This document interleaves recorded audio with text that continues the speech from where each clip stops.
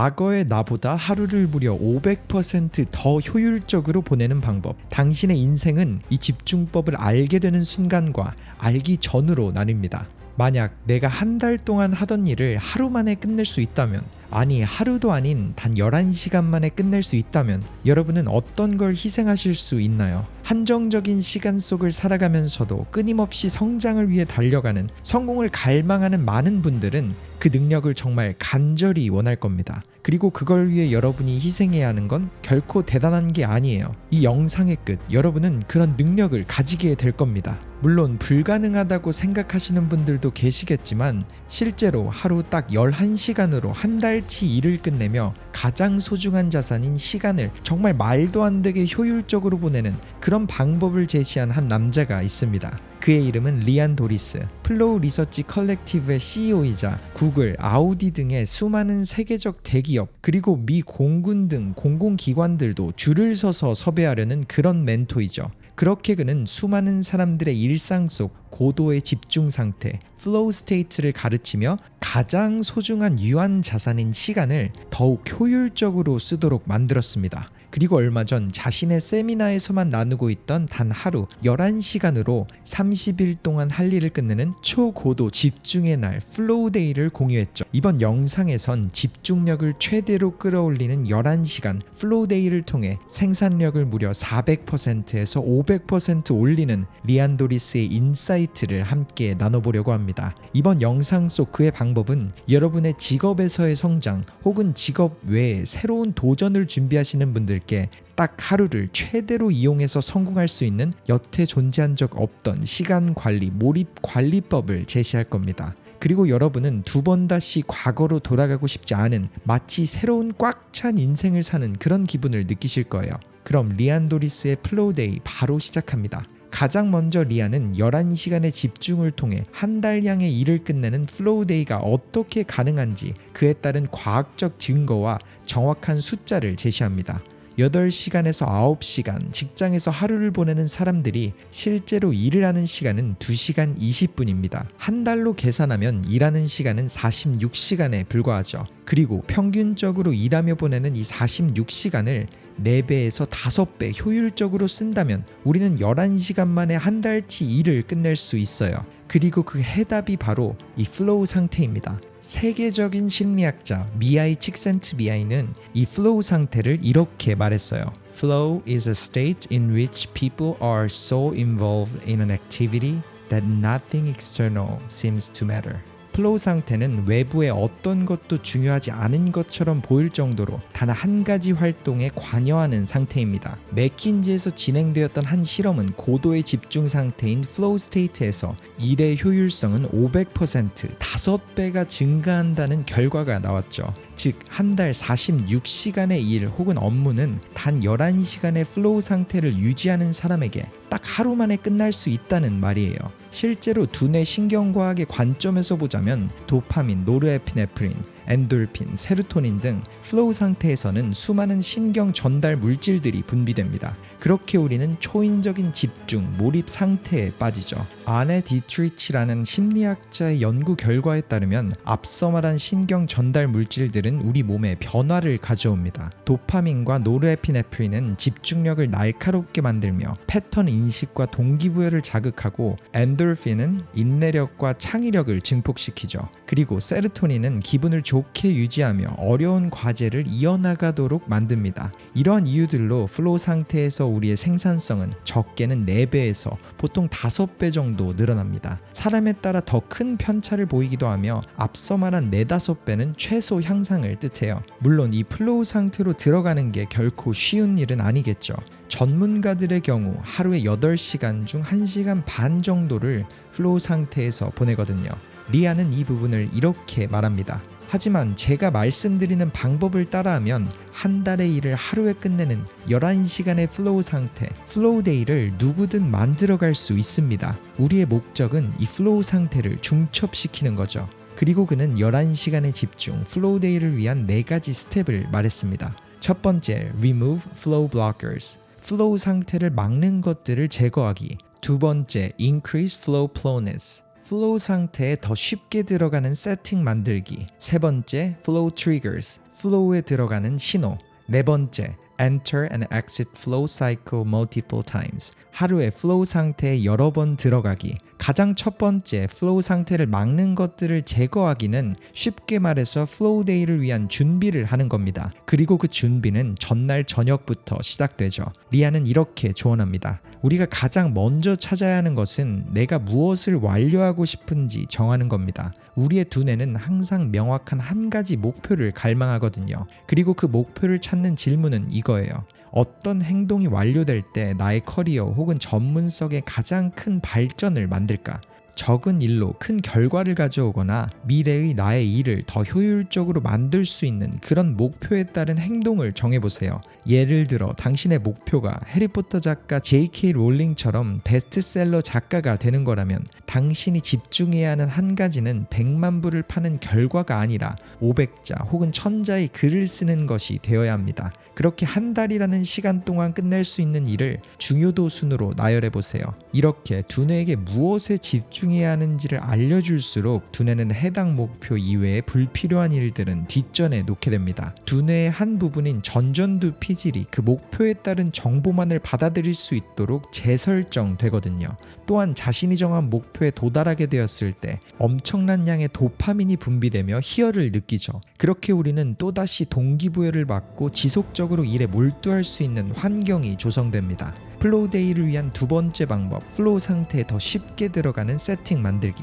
이 부분에 필요한 준비는 알로스테틱 로드, 이상성 부하라고 부르며 이 방법은 스트레스 관리 기법으로도 사용되는데요. 쉽게 말해 11시간의 오랜 집중을 할 내일을 위해서 그 전날 완전한 휴식을 취하는 겁니다. 그에 따른 방법으로는 사우나, 명상, 걷기, 그리고 7시간에서 9시간 정도의 충분한 수면이 있죠. 리아는 가장 중요한 건 수면이라며 플로우 데이를 위해 꼭 지켜야 하는 4가지 수면 습관을 언급했습니다. deaf, blind, cold, hunger. 첫 번째 deaf는 조용한 환경에서 잠을 자도록 이어플러그를 사용하는 것. 둘째 blind는 어두운 환경에서 숙면을 취하도록 안대를 사용하는 것. 셋째 cold는 16도에서 20도 사이의 약간 추운 환경에서 잠에 드는 것. 마지막 hunger, 잠에 들기 최소 3시간 전 식사를 완료하고 배고픈 상태로 잠에 드는 것. 이 4가지가 지켜졌을 때 완전한 수면이 이루어집니다. 그리고 내 몸이 잘 준비되어 있는지를 확인하기 위해서는 몸 상태를 알려주는 조절계인 심박수를 들여다보면 되죠.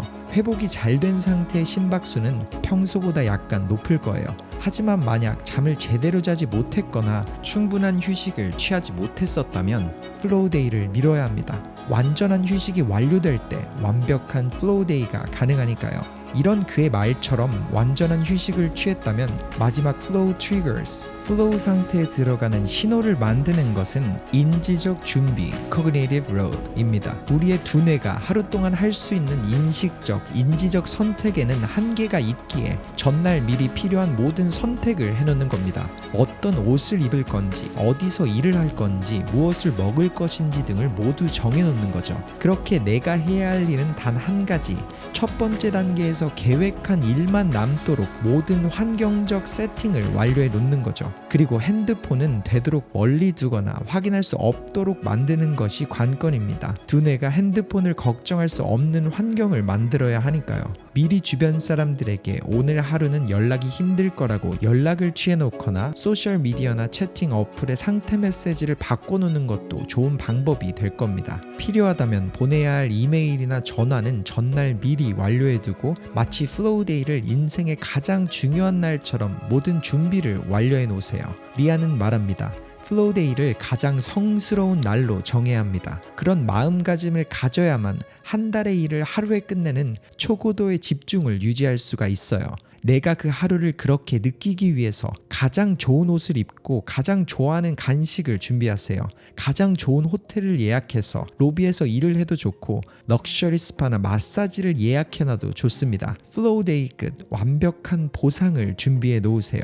내가 단 하루에 모든 걸 쏟아놓을 수 있도록 무리를 해서라도 준비를 해야 합니다. 이렇게 그가 완벽한 준비를 하라고 한 이유는 우리가 플로우데이를 보내며 방해를 받게 될 때 1분 아니 한 번이라도 유혹에 빠지지 않도록 만들기 위해서입니다. 그리고 이렇게 중요도를 부여한 일을 하며 우리의 몸에서 강한 각성 반응이 이루어질 때 두뇌 속 손톱만한 크기의 편도체가 자극되죠. 여기서 투쟁 도피 반응이 일어나며 아드레날린, 도파민, 노르에피네프린 등 다양한 신경 전달 물질이 분비됩니다. 그 결과로 집중력과 반응 속도가 최고조로 달하게 되죠. 이렇게 한 가지 목표와 행동들을 정하고 전날 동안 해야 할 육체적, 정신적 휴식 그리고 마지막 환경적 준비가 완료되었다면 여러분은 한 달의 일을 단 11시간 만에 끝내는 플로우데이를 위한 준비가 끝났습니다. 그리고 리아는 마지막으로 플로우데이 스케줄을 말하기 앞서 우리가 플로우 상태에 들어가며 겪게 되는 4가지 단계를 먼저 공유했죠. 플로우 상태는 항상 이 4가지가 반복됩니다. Struggle, Release, Flow, Recovery. 노력, 해방, 흐름, 회복. 초반에는 정말 힘이 들고 많은 노력이 필요하지만 어느새 우리 몸은 그 상태에서 해방되며 플로우 상태가 시작돼요. 그리고 일반적으로 한두 시간이 지나면 우리는 지루함을 느끼게 되기에 회복이 필요하죠. 이때는 핸드폰을 하지 말고 아무것도 없는 벽을 보며 아주 천천히 호흡을 해보세요.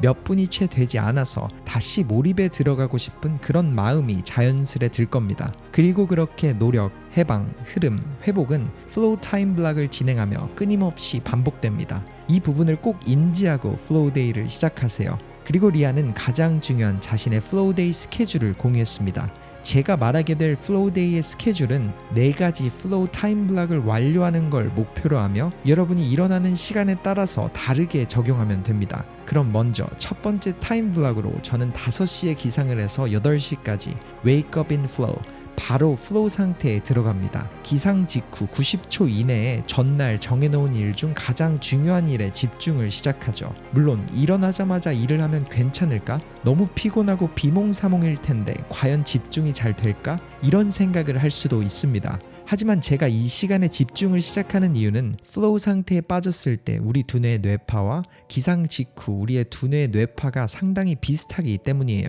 플로우 상태에서의 뇌파는 알파파와 세타파 사이인데 기상 직후의 뇌파는 세타파와 델타파 사이에 있죠. 즉 이 시간이 가장 빠르게 플로우 상태에 들어갈 수 있는 시간입니다. 단 15분 정도만 지나면 최고의 집중력이 물밀듯 쏟아지는 것을 느낄 수 있을 겁니다. 물론 처음에는 힘이 들 수도 있겠지만 습관이 들며 시간이 갈수록 이 시간의 이점을 알게 될 거예요. 그렇게 리아는 5시부터 8시까지 첫 번째 타임블락이 끝났다면 1시간 동안의 휴식 Non-Stimulating Recovery를 진행합니다. 이 1시간 동안은 명상 혹은 찬물 샤워를 하며 이 시간을 보내고 앞서 내가 완료한 첫 번째 플로우 타임블락을 돌아보며 새로운 아이디어를 적어보는 것도 좋은 방법이죠. 그리고 리아는 이때 식사는 거르는 것을 추천했어요. 배가 차면 집중이 더 어려워지기에 커피를 마시며 100g 정도의 카페인이나 녹차를 포함 다양한 차에 들어있는 200g의 L테아닌을 섭취한다면 두 번째 플로우 세션에 도움이 될 거라고 말했습니다. 그리고 두 번째 플로우 세션은 9시부터 12시까지 3시간. 이때 우리는 일의 완료도가 점점 빨라지는 걸 느낄 테고 그렇게 두 번째 플로우 세션이 끝난 후엔 12시부터 1시 사이 두 번째 휴식을 하게 됩니다. 이때는 낮잠, 스트레칭, 산책 등을 해주면서 약간의 음식을 먹거나 간식을 먹어도 좋습니다. 그리고 이미 6시간의 플로우 상태에서 일을 완료했기에 여태껏 느끼지 못한 뿌듯함과 성취감을 느끼게 되죠. 그리고 그렇게 쉬는 시간이 끝나고 나서는 1시부터 3시까지 2시간의 짧은 세 번째 플로우 세션을 시작합니다. 그리고 3시부터 5시까지 2시간 동안 Active Recovery, 반신욕, 낮잠, 웨이트 트레이닝 혹은 마사지나 사우나 등의 활동적 회복을 진행하죠. 그리고 마지막 플로우 세션은 5시부터 8시까지 3시간. 이때는 물을 충분히 마시고 환기를 시키며 원하는 온도에서 원하는 음악을 들으며 마지막까지 집중의 끈을 놓지 않도록 나만의 환경을 조성하면서 집중을 이어가세요. 그리고 그 끝 8시가 되면 4개의 플로우 블락을 완료하며 정해놓았던 플로우 데이가 끝이 나게 되죠. 리아는 그 기분을 이렇게 말합니다. 이때 하루를 돌아보면 11시간의 플로우 상태에서 평소 한 달 동안 할 일을 하루 만에 끝낸 것을 느끼게 됩니다. 물론 피곤함도 함께 느껴지겠지만 성취감이 더 크게 느껴지죠. 그리고 그 느낌을 flow after glow라고 해요. 그렇게 당신은 flow 상태에 서서히 빠지게 될 거고 더 나은 flow 상태를 경험하고 도전하며 성장하겠죠. 그동안 살아왔던 과거와는 전혀 다른 삶이 시작될 겁니다. 이번 영상 속 리안의 flow day가 어떠셨나요? 물론 간단한 방법은 아닐 겁니다.